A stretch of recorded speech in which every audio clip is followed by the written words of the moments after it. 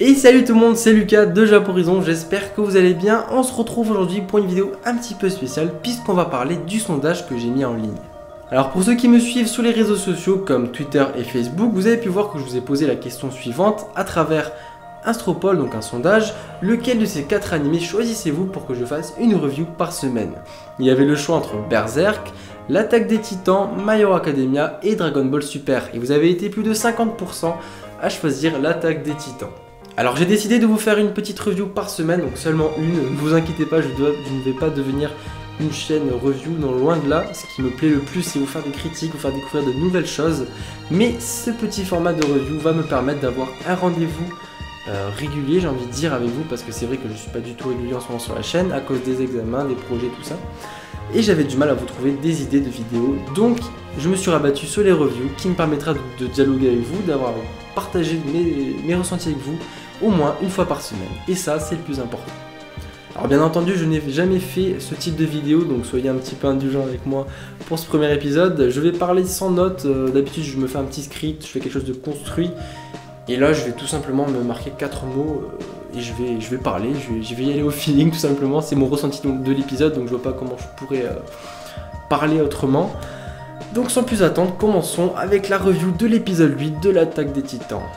Alors cet épisode 8 était tout simplement un épisode de transition, j'ai envie de dire, puisqu'il ne se passe pas grand chose en fait. Je pense que l'épisode se découpe en 3 parties, donc dans la première partie, on a des soldats qui reviennent prévenir Rivaille et les autres qu'il y a eu le titan cuirassé, le titan colossal, qu'il y a eu une bataille, et notamment le passage avec Rivaille et les soldats, quelques soldats de la patrouille.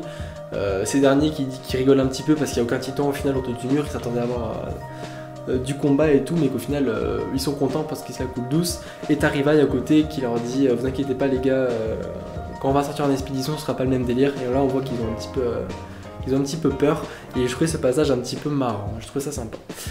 Ensuite, la deuxième partie se concentre sur un putain de gros flashback de Eren, Mikasa et Armin dans leur plus jeune âge, avant l'arrivée du titan colossal pour la première fois, où ce flashback met en scène Eren qui essaie de défendre Armin de quelques voyous qui lui ont volé son pain.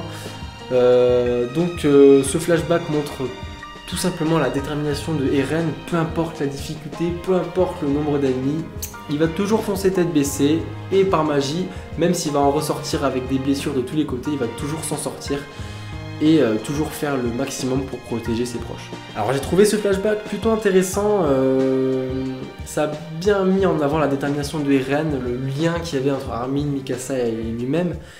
Mais j'ai trouvé ça un petit peu long quand même, parce qu'ils ont quand même pris 10, 11, 12 minutes pour traiter ça dans l'épisode. Donc au final, dans l'épisode, il s'est pas passé grand chose quoi, à part le fait que...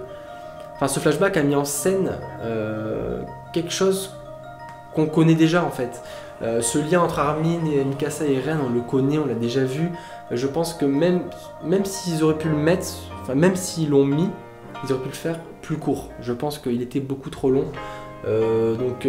Résultat de ce flashback, Mikasa qui va tout simplement reprendre, je veux dire, du poil de la bête, mais je veux dire, elle va reprendre conscience que Eren sait se défendre tout seul, que peu importe les ennemis, elle n'a pas à s'inquiéter, il va pouvoir s'en sortir en attendant leur secours.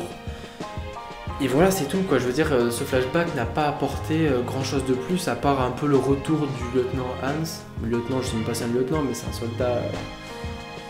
soldat. Je veux dire, on le revoit un petit peu, mais c'était pas vraiment nécessaire quoi. Et dernière partie de l'épisode, l'élaboration du plan pour aller chercher Eren et Ymir, qui sont sous l'emprise du titan colossal, et du titan cuirassé.